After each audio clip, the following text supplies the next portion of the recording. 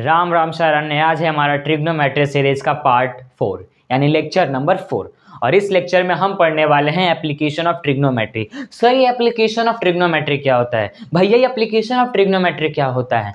क्या application of trigonometry हम use करते हैं हाइट और डिस्टेंस फाइंड करने के लिए?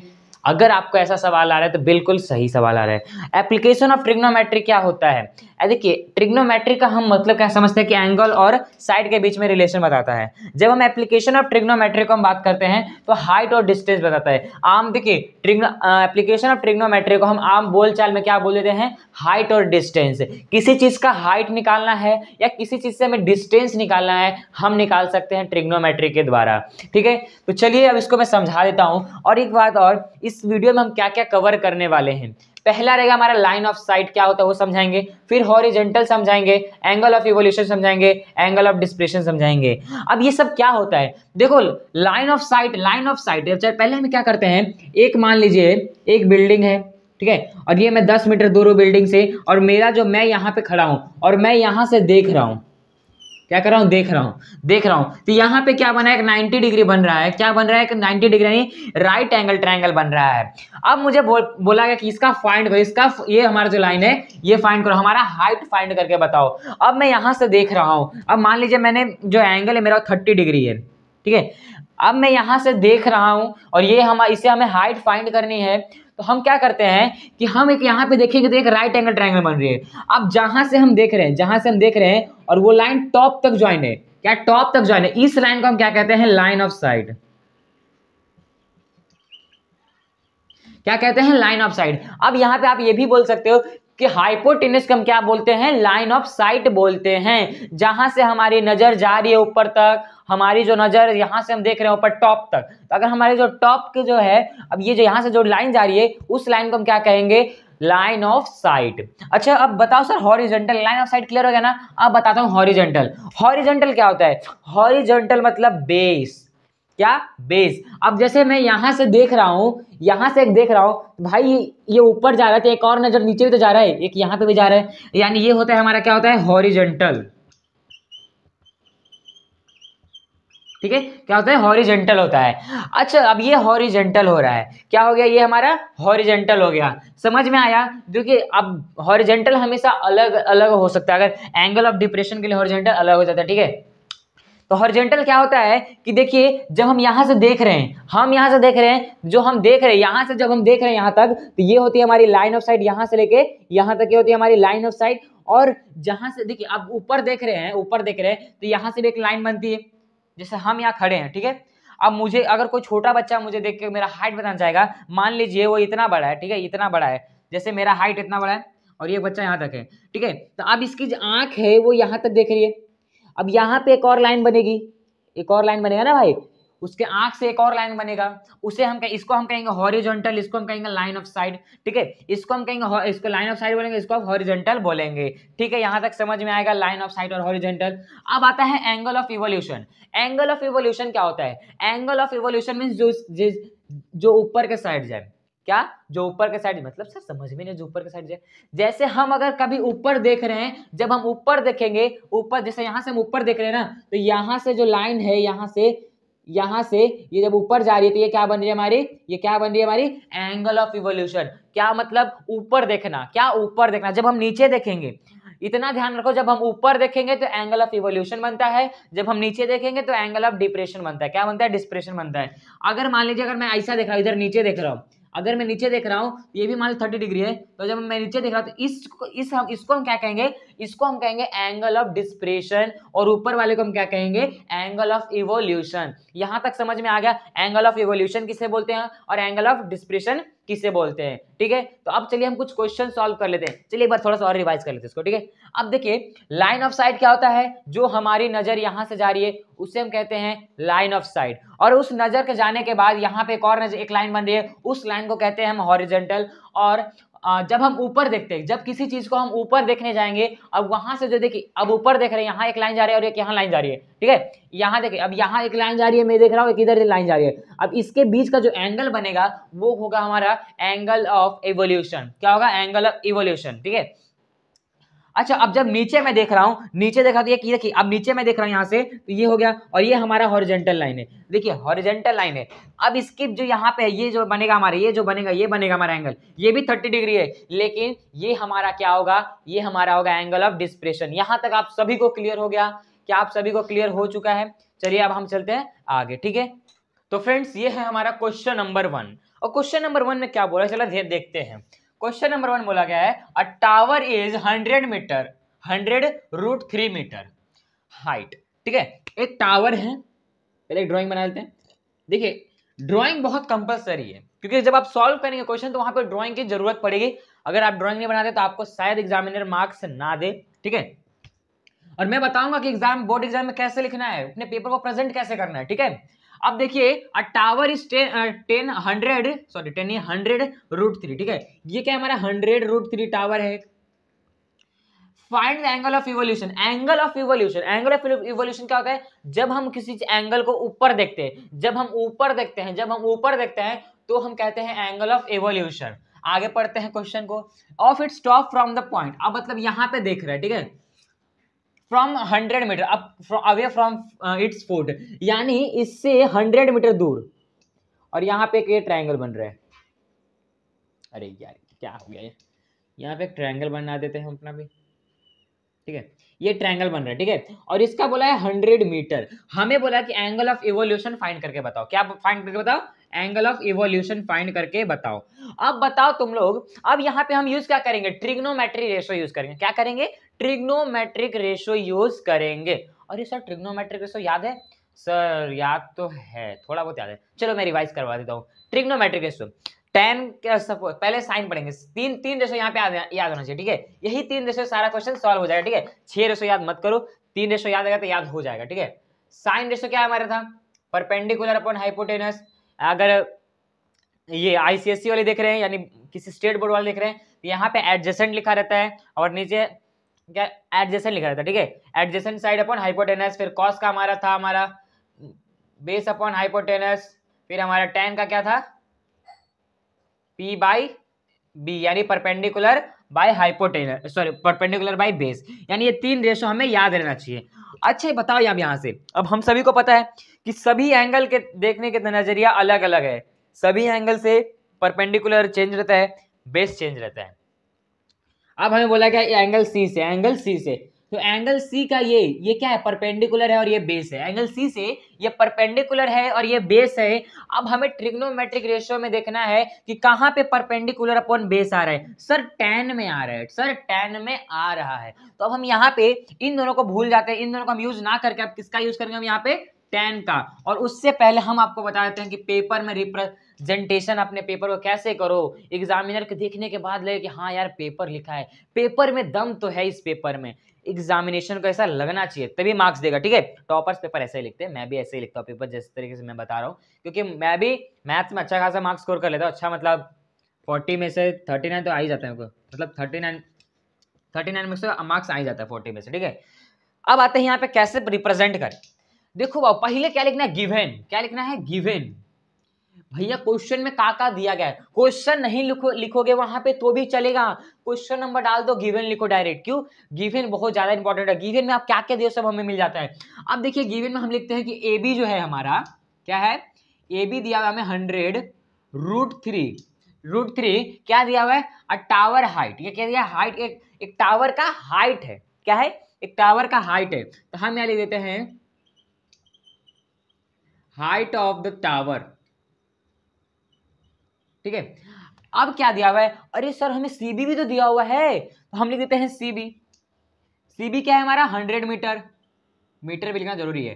अच्छा सीबी जो है वो क्या है, 100 मीटर। अब क्या 100 मीटर का जैसे ये हाइट ऑफ द टावर थे, तो अब इसका हम क्या लिखेंगे, अवे फ्रॉम इट्स फुट, यानी अवे इससे दूर है ना, तो यहां लिख देंगे अवे फ्रॉम इट्स फुट।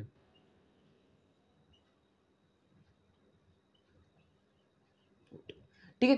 अच्छा अब गिवन लिख दिए सर, अब क्या हमें फाइंड क्या करना है वो लिख दो। क्या फाइंड करना है हमें, टू फाइंड। देखो ट्रिग्नो में जैसे ज्योमेट्री है ना, इसमें जरूरी ही रहता है ये सब लिखने के बाद ना क्या होता है ना, टीचर को एग्जामिनर होगा आपका, वो उसको लगेगा कि हाँ ये लिख, भले कुछ आता है ना आता हो, ये सब लिखने का लगता है कि हाँ कुछ तो ये बंदे को आता है। क्या कुछ तो आता है, इसका मार्क्स मिल जाता है यार हमें। टू फाइंड कैसे लिखना है सर? टू फाइंड, देखो टू फाइंड क्या फाइंड करने बोला, find the angle of evolution. क्या फाइंड करना है? Angle of evolution. तो हम लिख देंगे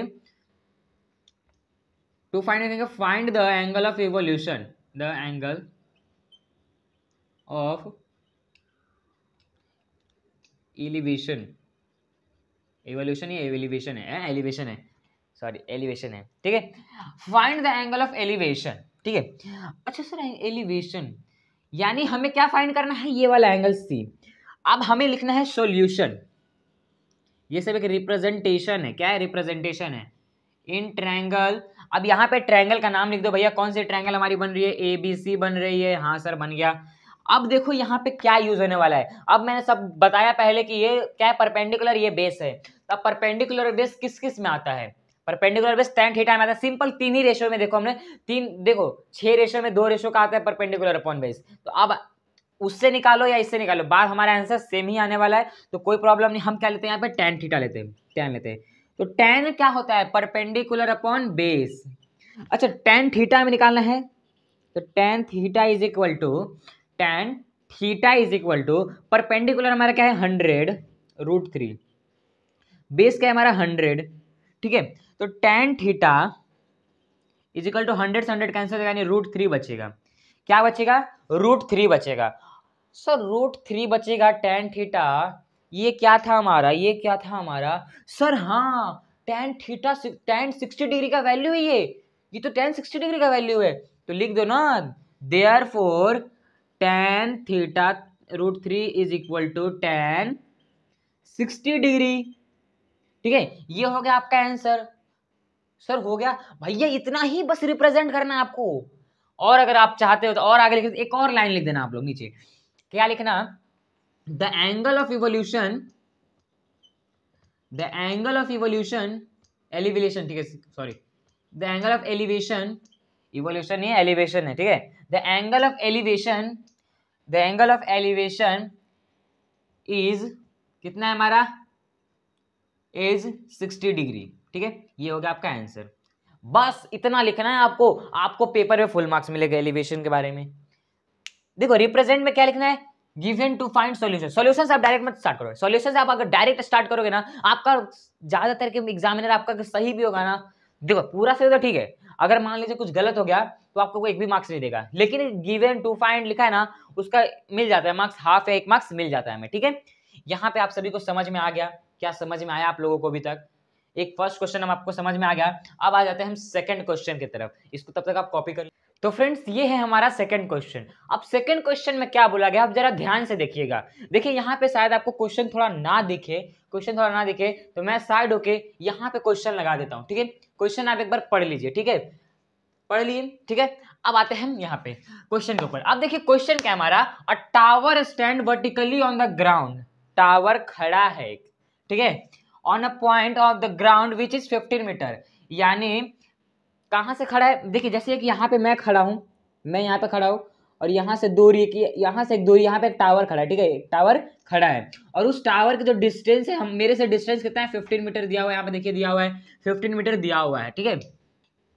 from the foot of the tower, यानी जो टावर का जो नीचे वाला है ना जगह, नीचे वाला जमीन, वहां से हमरा क्या है, उससे मैं कितना दूर हूँ? 15 metre. The angle of elevation of the top from the tower is found to be 60 degree, यानी एलिवेशन, यानी यहां से जो एंगल दिख रहा है टॉप पे, उस टॉप पे हमारा जो है ना 60 डिग्री एंगल ऑफ एलिवेशन दिया हुआ है। समझ में आया?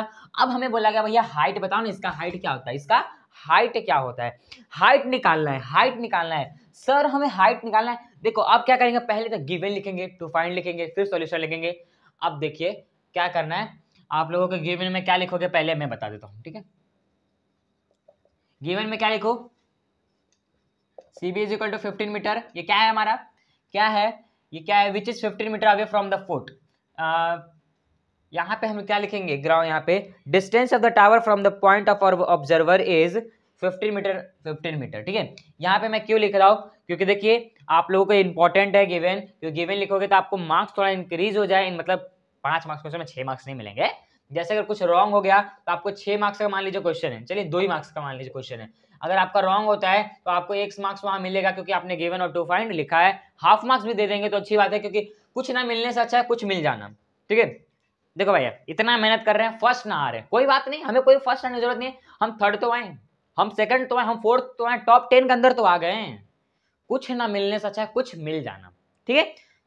अब आपको 10 रुपए मिलना था, अब नहीं मिला, उसके बदले आपको 5 रुपए मिला, तो भाई कुछ तो मिला, मिला ना आपको कुछ। तो यहाँ पे भी हमें कुछ मिल जाएगा। अगर मैं लिख के दे देता हूँ तो यहाँ पे देखिए मैं पहले से ही लिख के रखा हूँ, मैं पहले ही बता रहा हूँ, ठीक है। ये जो है ना, मैंने क्या पहले से प्रैक्टिस करके रखा है, क्योंकि क्वेश्चन मुझे पहले बनाना पड़ता है, मैं प्रैक्टिस कर लिया हूँ क्वेश्चन को कैसे मुझे समझाना है। इसलिए आप लोग ये मत बोलना है कि सर आपको देख के पढ़ा रहे हो, नहीं, मैं पहले खुद सॉल्व कर चुका हूँ, सब 2-3 बार किया हूँ, उसके बाद में इसको आपको पढ़ा रहा हूँ, ठीक है। क्योंकि आपको डायरेक्ट पढ़ाने में कुछ नहीं समझ आएगा, मुझे कुछ नहीं समझ आया तो फिर आपको क्या समझ में आएगा, इसलिए मैं खुद पहले समझाऊँ, इसलिए मैं आपको पढ़ा रहा हूँ, ठीक है। हम इसका लिख देते हैं distance of the tower from the distance of the tower from the point of observer, from the point of the observer is 15 metre. एक सेकंड सर, ये ऑब्जर्वर कहाँ लिखा है इसमें सर? लिखा नहीं है, आप यहीं पे तो खड़े ना, एंगल सी पे आप खड़े हैं, एंगल सी पे आप खड़े हैं, आप यहाँ से ऊपर देख रहे हैं, यानी एंगल ऑफ एवोल्यूशन बन रहा है, एंगल ऑफ एवोल्यूशन बन रहा है। अब यहाँ पे आपका ये बन रहा है हॉरिजेंटल। आप देखिए यहाँ पे आप यहाँ से खड़े हैं, आप यहाँ पे ऑब्जर्वर हैं, तो कहाँ से डिस्टेंस ऑफ द टावर, कहाँ से डिस्टेंस निकाले इसका? From the point of observer, यानी आप जहाँ पे खड़े हैं, आप जहाँ से ऑब्जर्वर जहाँ से खड़ा है, आप जहाँ से देख रहे हैं उस टावर को, उसके बीच की दूरी क्या है हमारी, उसके बीच की दूरी क्या है हमारी, उसके बीच की दूरी क्या है हमारी? 15 मीटर, जो मैंने लिख दिया है। अब देखिए हमें दिया हुआ है एंगल ऑफ एवोल्यूशन, क्या दिया हुआ हमें? Angle ACB is equal to 60 degree. ये क्या है? Angle of evolution, angle of elevation, अरे यार एवोल्यूशन बोलता हूँ, एलिवेशन, ठीक है। एलिवेशन है, पहले बता रहा हूँ, एवोल्यूशन नहीं है, बार बार एवोल्यूशन निकल रहा है, एवोल्यूशन कर रहा है, लेकिन है ये एलिवेशन, ठीक है, समझ लेना, ठीक है। अब देखिए यहाँ पे टू फाइंड हम लिखते हैं, क्या फाइंड करना हमें बता दो, ये फाइंड क्या करना है? तो मैंने सबसे पहले लिखा था find the height of the tower, यानी लिख देता हूँ टू फाइंड क्या लिख देंगे? Find the height of the tower, find the height of the tower. अब बताओ हाइट, टावर की हाइट क्या है? सर मुझे क्या पता, हाइट देखो भैया, ये पूछा है ना हमारा, क्या पूछा? हाइट पूछा है, और यहाँ पे दिया हुआ हमें क्या दिया हुआ है? बेस दिया हुआ है, यानी ये हो गया हमारा परपेंडिकुलर, ये हो गया हमारा बेस। तो परपेंडिकुलर और बेस कहाँ मिलता है? जरा बता दो बाबू हमको, जरा बताओ, जल्दी जल्दी बता दो हमको। tan थीटा में मिलता है sir, tan is equal to perpendicular upon base होता है। यहाँ पर इन ट्रायंगल ABC, ठीक है, इन ट्रायंगल ABC, ठीक है, परपेंडिकुलर अपॉन बेस मिलता है हमें किसमें? tan थीटा में। अच्छा tan थीटा हमारा 60 डिग्री है, tan थीटा हमारा 60 डिग्री है, tan थीटा हमारा 60 डिग्री, यानी क्या होगा यहाँ पे? √3 हो जाएगा ना भैया, tan 3 हमारा क्या होता है? √3 होता है। तो मैं यहाँ लिखता हूँ tan थीटा 60 डिग्री लिखता हूँ, इज इक्वल टू परपेंडिकुलर हमारा क्या है? AB है, और यहाँ पे CB है, ठीक है, समझ में दिख रहा है आप लोगों को? दिख रहा है ना? अब आते हैं ऊपर, ऊपर आने के बाद अब यहाँ पे लिख रहे हैं, जैसे यहाँ पे लिख दे रहा हूँ, ठीक है, क्योंकि यहाँ जगह नहीं हो रहा है। तो tan 60 डिग्री का वैल्यू क्या होता है? √3 होता है। क्या होता है? √3 होता है। √3/1 भी हम लिख सकते हैं, इज इक्वल टू हमारा AB दिया हुआ है, नहीं दिया, हम AB का AB लिख देंगे, और हमें CB दिया हुआ है, हाँ सर दिया हुआ है, 15 दिया हुआ है, यानी इसको कर दो क्रॉस मल्टीप्लाई है, तो हमें मिल जाएगा AB इज इक्वल टू 15√3, क्या मिल जाएगा हमें? 15√3, 15√3 हमें मिल गया कि नहीं मिल गया? क्या एंगल हमारे आंसर हमारा यही है? हाँ सर हमारा आंसर यही है। अब यहाँ पे एक और लाइन लिख सकते हो, the height of the tower is 15√3, the height of the tower is 15√3। ये आप एक लाइन लिख देना, लिखने में क्या जा रहा है, बस थोड़ा सा इंक आपका बर्बाद होगा, लेकिन एग्जामिनर को देखने में अच्छा लगेगा ये, ठीक है। ये हो गया हमारा हाइट ऑफ द टावर 15√3। यहाँ तक समझ में आ गया आप सभी को? यहाँ तक सभी को मैं आई थिंक सबको समझ में आ गया होगा, क्योंकि अब हम चलेंगे थोड़ा और डिफिकल्ट क्वेश्चन को, धीरे धीरे चलेंगे, धीरे धीरे, ठीक है। हमारे पास पूरे 5 क्वेश्चन है, ठीक है, कितने हैं? 5 क्वेश्चन है, 5 क्वेश्चन को अच्छे से सॉल्व करेंगे, तो आप लोग बने रहिएगा एंड तक, ठीक है। चलिए अब हम चलते हैं नेक्स्ट क्वेश्चन की तरफ। तो फ्रेंड्स ये है हमारा थर्ड क्वेश्चन। सर इसमें गिवन टू प्रूव लिखा हुआ है, कोई बात नहीं, कोई बात नहीं। देखिए क्वेश्चन बहुत बड़ा है, क्वेश्चन बहुत बड़ा है, मैं पहले ही बोल रहा हूँ, इसलिए क्वेश्चन को नहीं, क्वेश्चन इतना ना आता मेरा पूरा बोर्ड भी भर जाता है क्वेश्चन से। मैं क्वेश्चन में पढ़ लेता हूँ एक बार, देखिए क्या लिखा हुआ है। और a kite is flying at the height of 60 metre above the ground. क्या है, जो काइट है, एक क्या है, काइट है, ठीक है, एक पतंग है, मान लीजिए पतंग मेरा यहाँ पे है, ये ग्राउंड से कितना ऊपर है, 60 मीटर, ठीक है, ग्राउंड से कितना मीटर ऊपर है, 60 metre above the ground. The string attach to the kite, जो उसका स्टिंग है किससे अटैच है, काइट से अटैच है, क्योंकि भाई उसका रस्सी जो काइट से पतंग से या रस्सी से अटैच रहेगा ना भैया, जुड़ा रहेगा तभी तो उड़ाएंगे। काटने पतंग जो मजा आता था ना, अभी आ रहा है ना, बस क्या बोलते हैं, क्या बोलते हैं, हाँ मकर संक्रांति, अभी आ रहा है ना मकर संक्रांति, जिसमें हम पतंग उड़ाते हैं, बस दूसरे का पतंग काटते हैं, तो वहां पे देखिए the string attach to the kite, क्या स्ट्रिंग अटैच किससे है, काइट से, यानी जो उसका धागा है किससे अटैच है, पतंग से, ठीक है। उसके बाद लिखा हुआ है in temporarily tied to the point on the ground, the elevation of the string with the ground is 60 degree. अच्छा एक टेम्परली है, जैसे हम पतंग उड़ा रहे हैं, ठीक है, पतंग उड़ा रहे, छोड़ दिया धागा, अब क्या होता है ना कि कभी कभी मन नहीं करता है, हम क्या करते हैं, इसको गाड़ देते हैं अंदर, क्या करते हैं, अंदर डाल देते हैं मिट्टी के अंदर। तो उसके बाद क्या, जब मिट्टी के अंदर डाला, मिट्टी के अंदर डाला, तो यहाँ पे एक लाइन बन रही है। अब यहाँ से एक लाइन जब बने, उसके आगे पढ़ते हैं, the inclination of the string with the ground is 60 degree.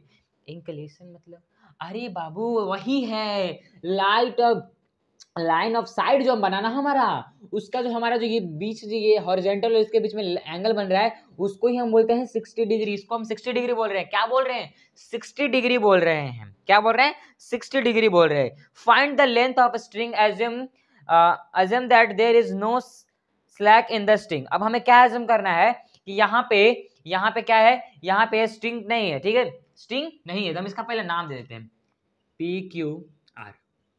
हमें बेस नहीं फाइंड करना, मैं पहले ही बता रहा हूं, हमें ये नहीं, हमें ये फाइंड करना। अब सर ऐसे कैसे बोल रहे सर, ये फाइंड करना, ये फाइंड करना, बताओ अच्छे से।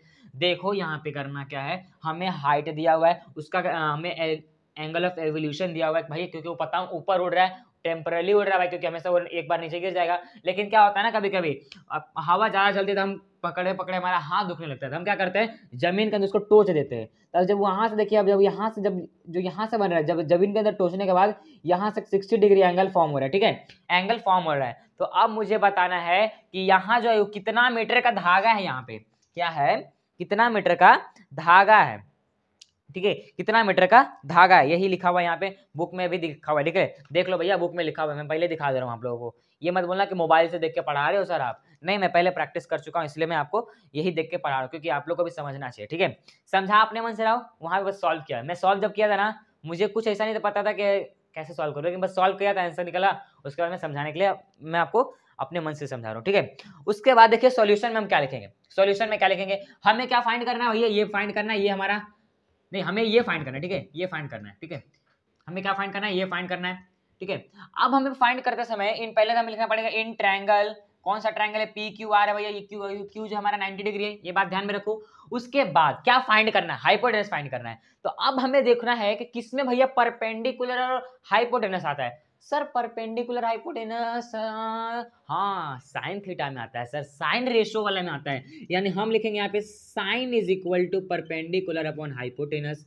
हो गया, हो गया, समझ में आया। अब देखिए साइन थीटा क्या दिया हमें, थीटा 60 डिग्री दिया, क्या दिया 60 डिग्री, यानी sine 60 degree is equal to perpendicular upon hypotenuse, यानी हमारा PQ दिया हुआ है, PQ लिखेंगे, परपेंडिकुलर हाइपोटेनस लिख देंगे हम PR। अच्छा PQ हमारा है 60 अपॉन PR, ठीक है, PQ हमारा क्या है 60 है, और कितना हमारा PR है वो, ठीक है। अच्छा उसके बाद क्या करना है सर, उसके बाद क्या करना है भैया, साइन 60 डिग्री का वैल्यू क्या है, साइन 60 डिग्री का वैल्यू क्या है, √3/2। याद करवाया था, याद करो, एक लाइन था हमारा, 0 आधा आधे पे √3/2 और 1, 0 आधा आधे पे √3/2 और 1, और उसी को हम अगर देखे तो वो साइन का वैल्यू है हमारा 0 degree, 30 degree, 45 degree, 60 degree, 90 degree का वैल्यू है। तो याद हो गया होगा, आई थिंक सो, इतना अच्छे से बताया था, अगर नहीं देखा है ना तो जाओ फिर से पहले वो वीडियो देख के आओ, ठीक है, उसके बाद इस पे आ जाओ। अब देखिए साइन 60 डिग्री का वैल्यू क्या है, ये है, हमें फाइंड करना है PR। अब क्रॉस मल्टीप्लीकेशन कर दो, क्या करो भैया, क्रॉस मल्टीप्लीकेशन करो, क्रॉस मल्टीप्लीकेशन इसमें करेंगे तो हमारा PR इज इक्वल टू आ जाएगा 60, 6 2 12, यानी क्या आ जाएगा हमारे पास 120, यहाँ पे बोलोगे सर पी आर √3 कहाँ गया, यहाँ पे √3 डाल दो। अब यहाँ पे देखो जरा, अब यहाँ पे देखो ये जो √3 है क्या है, ये जो √3 है, इस √3 को हम यहाँ पे लाते हैं, जैसे पी आर है यहाँ पे लिख दिया। अब ये √3 इधर मल्टीप्लाई इधर जाके हो जाएगा डिवाइड में हो जाएगा, यानी 120 अपॉन √3, 120 अपॉन √3। सर एक बात और ध्यान में रखना, कभी भी ना जब नीचे रूट आ जाए, डिनोमिनेटर में रूट आ जाए, उसको ऊपर कर देना, ऊपर कर देना है। ऊपर मतलब क्या करना है, हमें रेशनलाइज करना है। क्या करना है, रेशनलाइज द डिनोमिनेटर। क्या लिखेंगे हम यहाँ पे, rationalise the denominator, rationalise RELATION, rationalise the denominator, rationalise the denominator. ठीक है, अब डिनोमिनेटर क्या रेशनलाइज करना है, अगर नीचे रूट है, जितना नीचे नंबर है उतना ही ऊपर भी मल्टीप्लाई कर देंगे, 2 बार मल्टीप्लाई करेंगे। जैसे पी आर हो गया हमारे यहाँ पे, तो 120 में हम √3 मल्टीप्लाई करेंगे, √3 नीचे है तो इसमें हम √3 मल्टीप्लाई कर देंगे। अब आप सभी को पता है कि जब √3 मिलता है तो क्या बनता है, सिंपल 3 बनता है और 120 √3 हो जाएगा। हाँ सर हो तो गया। अब क्या करना है, 3 से डिवाइड कर दो, क्या होगा, 3 से डिवाइड करने के बाद बताओ क्या होगा, 3 चौके 12 0, यानी 3 4 जा 12 और 0 यहाँ पे रहेगा, 0 चलते रहेगा। तो पी आर का वैल्यू हमें क्या मिल गया, 40√3। अब इसके बाद एक जो लाइन अब था लेंथ ऑफ स्ट्रिंग, वो आप लिख देना, क्योंकि यहाँ पे जगह नहीं है, अगर ट्राई करते हैं लिखने के लिए। ठीक है, therefore length of string is 40√3। चलो हो गया। देखो देखो देखो किए क्या हम लोग ने, हमें दिया था हाइट कितना ऊपर उड़ रहा है पतंग, और हमें दिया था एंगल ऑफ इवोल्यूशन। हमने क्या फाइंड कर लिया भैया, उस रस्सी कितना बड़ा है, वो रस्सी कितना बड़ा है, तो 40√3। देखो एक बात और ध्यान में रखना, हमेशा का डिनोमिनेटर नीचे, हमेशा नहीं हो सकता, कभी कभी होता है कि जब भी डिनोमिनेटर हमारा नीचे रहेगा, डिनोमिनेटर जो रहेगा रूट में रहेगा, उसको क्या कर देना है, रेशनलाइज कर देना। क्या कर देना है, रेशनलाइज। अगर रेशनलाइज आपको नहीं समझ में आता है तो मैं उसके ऊपर एक अलग से वीडियो बनाऊंगा, ठीक है, उस रेशनलाइज के ऊपर, उसके बाद आपको समझ में आ जाएगा। तो रेशनलाइज मतलब सिंपल एक बोलूँ तो नीचे क्या कर देना है, रूट हटा देना। आप कैसे हटाना, मैं अगली वीडियो में जब कभी और वीडियो बनाऊंगा ना, ट्रिग्नोमेट्री हमारा सीरीज खत्म होने के बाद, उस समय समझा दूंगा। ठीक है, उस समय मैं बताऊंगा। ठीक है, यहां तक समझ में आ गया, आप इसका स्क्रीनशॉट ले लीजिए या फिर इसको क्या कर लीजिए, वीडियो पॉज करके लिख लीजिए पूरा। ठीक है, अब चलते हैं हम नेक्स्ट क्वेश्चन की तरफ। तो फ्रेंड्स ये है हमारा लास्ट क्वेश्चन, और जो 5th क्वेश्चन रहेगा ना, वो मैं आपको क्या कर दूंगा, होमवर्क दूंगा। ठीक है, 5th क्वेश्चन आप खुद से करके आना। ठीक है, अब देखिए हमारा लास्ट क्वेश्चन क्या है, यानी 4th क्वेश्चन क्या है। सर आपने गिवन फिर से टू फाइंड लिख दिया, क्वेश्चन बड़ा है क्या, बहुत बड़ा है। ठीक है, देखो क्वेश्चन बड़ा है लेकिन उसका गिवन टू फाइंड कितना है, छोटा, इसे समझ में आया क्या फाइंड करना है, क्या गिवन दिया हुआ है। देखो चलिए पहले हम क्वेश्चन पढ़ लेते हैं। क्वेश्चन पढ़ ले एक बार, देखिए क्वेश्चन लिखा हुआ है, अ bridge across a river make an angle is 45 degree. एक ब्रिज क्रॉस कर रहा है, अब देखिए एक रिवर है ये, और एक ऊपर से एक ब्रिज क्रॉस कर रहा है, और वहां पे एक एंगल बन रहा है, वो बन रहा है 45 डिग्री का। ठीक है, with the river bank is as shown in figure. मैंने एक फिगर में बता दिया भैया, देखो एक रिवर है और यहाँ पे हमारा 45 डिग्री का एंगल बन रहा है। उसके बाद बोला गया है, if the length of the bridge across the river is 150 metre. अब जो लेंथ है ब्रिज क्या है, इसका है ब्रिज का जो लेंथ है कितना, 150 मीटर दिया हुआ है हमें। उसके आगे बोला गया है, what is the width of the river. Width मतलब अरे सर ये वाला ना, अरे पगलो ये वाला विड्थ नहीं होता, ये चौड़ाई, ये तो लंबाई हो जाएगा ना हमारा, चौड़ाई यानी ये वाला हमें विड्थ होता है, ये वाला विड्थ है, विड्थ हमें फाइंड करना है, विड्थ हमें फाइंड करना है। तो हम क्या लिखते हैं सॉल्यूशन में, इन ट्रायंगल, सबसे पहला इन ट्रायंगल, कौन सा ट्रायंगल भैया, तो ACB लिख देते हैं, ACB नहीं ABC लिखते हैं, नहीं चलो ट्रायंगल नहीं बदलते हैं, क्योंकि A हमारा, B हमारा क्या है, ABC लिख देते हैं। ठीक है, ये एक ट्रायंगल नाम है बस। अब हमें क्या फाइंड करना है, अब देखा जाए इस एंगल से तो ये हमारा होता है परपेंडिकुलर, ये होता है हमारा हाइपोटेनस। तो हमें परपेंडिकुलर अपन हाइपोटेनस, हमें परपेंडिकुलर फाइंड करना है, तो हम यहाँ पे यूज करेंगे साइन का ratio. Sine is equal to होता है हमारा परपेंडिकुलर अपॉन हाइपोटेनस, और हमें पता है कि साइन 45 डिग्री क्या है, हमारा क्या है 45 डिग्री परपेंडिकुलर, यानी AB अपॉन AC। अब 45 डिग्री सर वैल्यू क्या है, सर 45 डिग्री वैल्यू बता दो सर हमें। सर 45 डिग्री वैल्यू 0 आधा आधे पे √3/2 क्या है हमारा 0 आधा आधे पे √3/2। इससे याद आएगा क्या था हमारा, हाँ सर 145 डिग्री था हमारा 1√2 था 1/√2 था 1/√2 था। सर सीबी तो हमें पता है क्या है हमारा सीबी, अरे सीए हमें पता है, ठीक है। हमें क्या पता है एसी पता है, हमें एसी पता है, एबी नहीं पता है, पता नहीं है, ठीक है। ए बी नहीं पता है, और ए बी यहाँ पे हम क्या लिखेंगे, ए बी नहीं हम लिखेंगे, हम यहाँ पे सी बी लिखेंगे। क्या लिखेंगे, सी बी लिखेंगे, क्योंकि हमें ये फाइंड करना ना कि ये मिस्टेक है, आपको ध्यान रखना कि एक मिस्टेक का हमारा, ठीक है। ये हो गया 1/√2। सी बी हमें पता नहीं है, हम सी बी लिख देंगे। ए सी हमारा पता है, पता नहीं है, पता है, ठीक है। 150 है, डिग्री नहीं भैया मीटर है ये, 150। आप क्या कर दो भैया, सिंपल है, क्या करना सिंपल में भैया क्रॉस मल्टीप्लीकेशन कर दो ना, क्रॉस मल्टीप्लाई कर देते हैं। यानी यहाँ पे आ जाएगा 150 इज इक्वल टू √2 CB। फिर यहाँ ले जाके आ जाओ, CB हमारा जब यहाँ पे है तो 150 ऊपर है, √2 नीचे है। फिर से रेशनलाइज कर दो, रेशनलाइज द डिनोमिनेटर में यहाँ लिख देना आप लोग, ठीक है। लाइन मतलब रेशनलाइज द डिनोमिनेटर आप लिख देना। फिर CB इज इक्वल टू जाएगा 150 √2 अपॉन में 2, ठीक है। इससे इसको हम कैंसिल कर देंगे तो ये हो जाएगा हमारा 75, सही है, 7 दूनी 14, हाँ। तो CB हमारा क्या निकल के आ जाएगा 75 √2। यानी हम लास्ट लाइन क्या लिख सकते हैं, लास्ट लाइन क्या लिखो आप लोग, the width of the river is width of the river is 75 √2। क्या समझ में आ गया आप लोगों को एक क्वेश्चन, क्या समझ में आ गया? हाँ सर समझ में आ गया। आज का जो लेक्चर यहीं पे फिनिश करता हूँ, और यहाँ तक बने रहने के लिए ना बहुत बहुत धन्यवाद, थैंक यू।